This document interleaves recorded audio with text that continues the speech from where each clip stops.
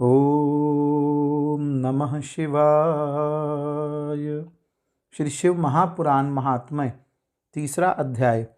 शौनक जी बोले, हे महाभाग सूत जी, आप सर्वज्ञ हैं। हे महामते, आपके कृपा प्रसाद से मैं बारंबार कृतार्थ हुआ। इस इतिहास को सुनकर मेरा मन अत्यंत आनंद में निमग्न हो रहा है। अतः अब भगवान शिव में प्रेम बढ़ाने वाली शिव संबंधिनी दूसरी कथा को भी कहिए। अमृत पीने वालों को लोक में कहीं मुक्ति नहीं प्राप्त होती है, किंतु भगवान शंकर के कथा अमृत का पान तो प्रत्यक्ष ही मुक्ति देने वाला है। सदा शिव की जिस कथा के सुनने मात्र से मनुष्य शिवलोक प्राप्त कर लेता है, वह कथा धन्य है, धन्य है। और कथा का श्रवण कराने वाले आप भी धन्य हैं, धन्य हैं। सूत जी बोले, हे शौनक जी, सुनिए, मैं आपके सामने गोपनीय कथा वस्तु का भी वर्णन करूंगा, क्योंकि आप शिव भक्तों में अग्रगण्य तथा वेद वेताओं में श्रेष्ठ हैं। समुद्र के निकटवर्ती प्रदेश में एक वाशकल नामक ग्राम है, जहाँ वैदिक धर्म से विमुख महापापी द्विज निवास करते हैं। वे सब के सब बड़े दुष्ट हैं। उनका मन दूषित विषय भोगों में ही लगा रहता है। वे ना देवताओं पर विश्वास करते हैं और ना भाग्य पर। वे सभी कुटिल वृत्ति वाले हैं, किसानी करते और भांति भांति के घातक अस्त्र शस्त्र रखते हैं। वे पर स्त्री गमन करने वाले और खल हैं। ज्ञान वैराग्य तथा शुद्ध कर्मों को वे बिल्कुल नहीं जानते। वे सभी पशु बुद्धि वाले हैं और सदा दूषित बातों को सुनने में संलग्न रहते हैं। जहाँ के द्विज ऐसे हों, वहाँ के अन्य वर्णों के विषय में क्या कहा जाए। अन्य वर्णों के लोग भी उन्हीं की भांति कुत्सित विचार वाले हैं, स्वधर्म विमुख एवं खल हैं। वे सदा कुकर्म में लगे रहते हैं और नित्य विषय भोगों में ही डूबे रहते हैं। वहाँ की सब स्त्रियां भी कुटिल स्वभाव की, स्वेच्छाचारिणी, पापासक्त, कुत्सित विचार वाली और व्यभिचारिणी हैं। कुजनों के निवास स्थान उस बाशकल नामक ग्राम में किसी समय एक बिंदुक नामधारी ब्राह्मण रहता था। वह बड़ा अधम था। वह दुरात्मा और महापापी था। यद्यपि उसकी स्त्री बड़ी सुंदर थी, तो भी वह कुमार्ग पर ही चलता था।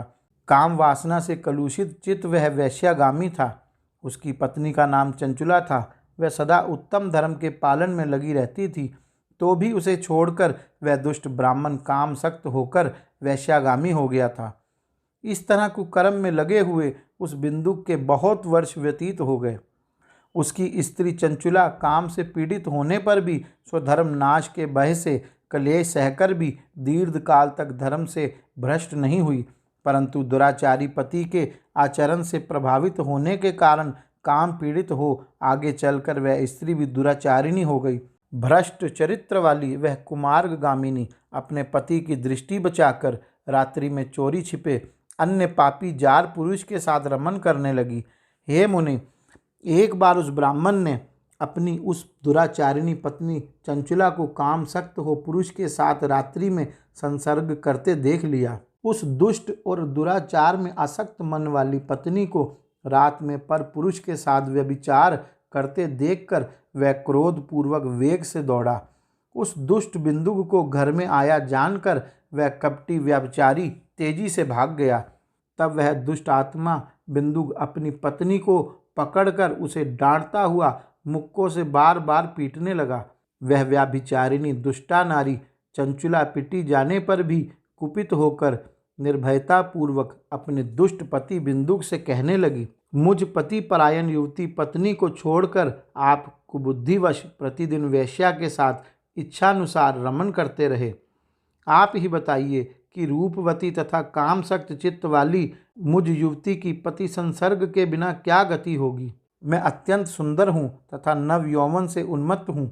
आपके संसर्ग के बिना व्यथित चित्त वाली मैं कामजन्य दुख को कैसे सह सकती हूँ। सूत जी बोले, उस स्त्री के इस प्रकार कहने पर वह मूढ़ बुद्धि मूर्ख ब्राह्मण स्वधर्म विमुख दुष्ट पापी बिंदुक कहने लगा। बिंदुक बोला, काम से व्याकुल चित्त होकर तुमने यह सत्य ही कहा। हे प्रिय, तुम भय त्याग दो और मैं जो तुमसे हित की बात कहता हूँ उसे सुनो। तुम निर्भय होकर नित्य पर पुरुषों के साथ संसर्ग करो, उन्हें संतुष्ट करके उनसे धन खींचो, वह सारा धन वेश्या के प्रति आसक्त मन वाले मुझको दे दिया करो। इससे तुम्हारा और मेरा दोनों का ही स्वार्थ सिद्ध हो जाएगा। सूत जी बोले, पति का यह वचन सुनकर उसकी पत्नी चंचुला ने प्रसन्न होकर उसकी कही बात मान ली। उन दोनों दुराचारी पति पत्नी ने इस प्रकार समझौता कर लिया तथा वे दोनों निर्भय चित्त से कुकर्म में लीन हो गए।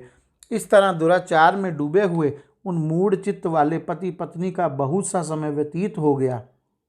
तदंतर शूद्र जाति वेश्या का पति बना हुआ वह दूषित बुद्धि वाला दुष्ट ब्राह्मण बिंदुग समयानुसार मृत्यु को प्राप्त हो नरक में जा पड़ा। बहुत दिनों तक नरक के दुख भोगकर वह मूढ़ बुद्धि पापी विंध्य पर्वत पर भयंकर पिशाच हुआ। इधर उस दुराचारी पति बिंदुग के मर जाने पर वह मूढ़ हृदया चंचुला बहुत समय तक पुत्रों के साथ अपने घर में ही रही। इस प्रकार प्रेम पूर्वक काम सक्त होकर जारों के साथ विहार करती हुई उस चंचुला नाम स्त्री का कुछ कुछ यौवन समय के साथ ढलने लगा।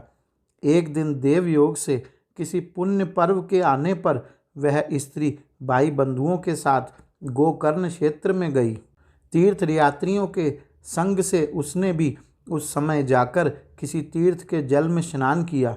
फिर वह साधारणतः बंधुजनों के साथ यत्र यत्र घूमने लगी।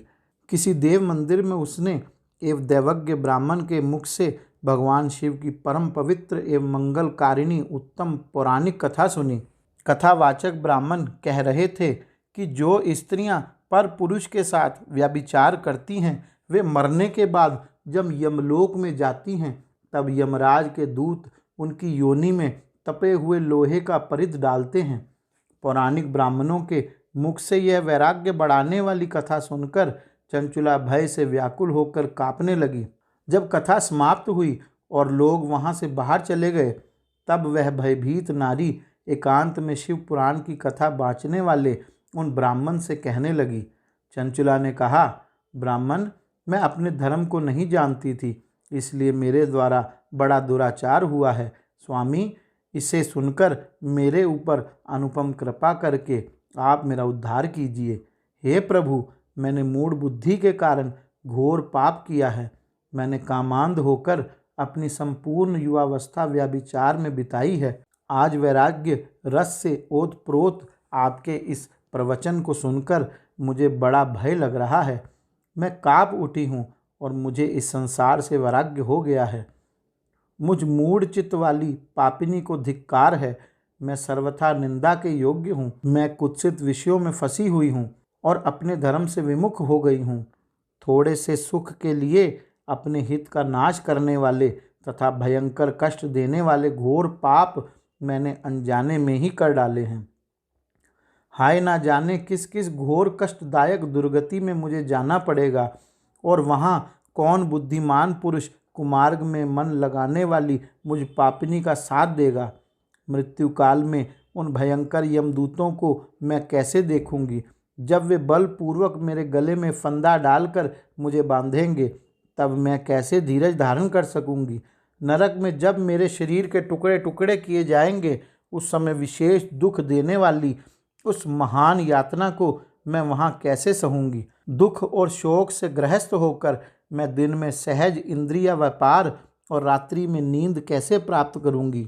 हाय, मैं मारी गई, मैं जल गई, मेरा हृदय विदीर्ण हो गया और सब प्रकार से नष्ट हो गई हूँ, क्योंकि मैं हर तरह से पापों में डूबी हुई हूँ। हाय विधाता, मुझ पापिनी को आपने हठात ऐसी दुर्बुद्धि क्यों दे दी, जो सभी प्रकार का सुख देने वाले स्वधर्म से दूर कर देती है। हे द्विज, शूल से बिधा हुआ व्यक्ति ऊंचे पर्वत शिखर से गिरने पर जैसे घोर कष्ट पाता है, उससे भी करोड़ गुना कष्ट मुझे है। सैकड़ों अश्वमेघ यज्ञ करके अथवा सैकड़ों वर्षों तक गंगा स्नान करने पर भी मेरे घोर पापों की शुद्धि संभव नहीं दिखती। मैं क्या करूं, कहाँ जाऊं और किसका आश्रय लूं। मुझ नरक गामिनी की इस संसार में कौन रक्षा करेगा। हे ब्राह्मण, आप ही मेरे गुरु हैं, आप ही मेरी माता हैं और आप ही मेरे पिता हैं। आपकी शरण में आई हुई मुझ दीन अबला का उद्धार कीजिए, उद्धार कीजिए। सूत जी बोले, हे शौनक, इस प्रकार खेद और वैराग्य से युक्त हुई चंचुला उस ब्राह्मण के चरणों में गिर पड़ी। तब उन बुद्धिमान ब्राह्मण ने कृपा पूर्वक उसे उठाकर इस प्रकार कहा, गौरी शंकर भगवान की जय।